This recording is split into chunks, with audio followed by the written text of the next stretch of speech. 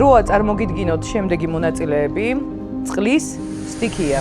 მე ძალიან მომწონს და გამოვყოფდი ჩვენი მონაწილეებიდან მანჩის.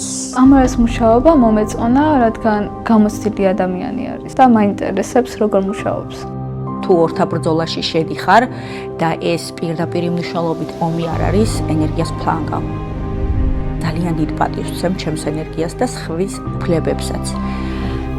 მნიშვნელოვანია გარდა პროფესიონალიზმისა და განათლებისა ადამიანის ემპათიური ბუნება სხვისი ტკივილის მიმართ. აი აქ დარტყმას ვცნობ, რაღაცა უეცარი ხდება. მაგია ძალიან სპეციფიურია და როდესაც სხვა თამაში იწყება, karma is not a bitch. karma არის ძალიან მაგარი ვინმე რეალურად. ის მუშაობს და ძალიან კარგად მუშაობს თან, ვისაც ეს ყველაფერი საგვარეულოდან აქვს სინამდვილედ. ჩვენ ვიყო ადამიანი და მე ხარ საქმის პროფესიონალი. არ ვფიქრობ, რომ ადამიანები ბოროტები იბადებიან და ბოროტები არიან, მე ვფიქრობ, რომ ბოროტება სახეს იჩენს მხოლოდ მაშინ, როდესაც ადამიანს სიყვარული აკლია.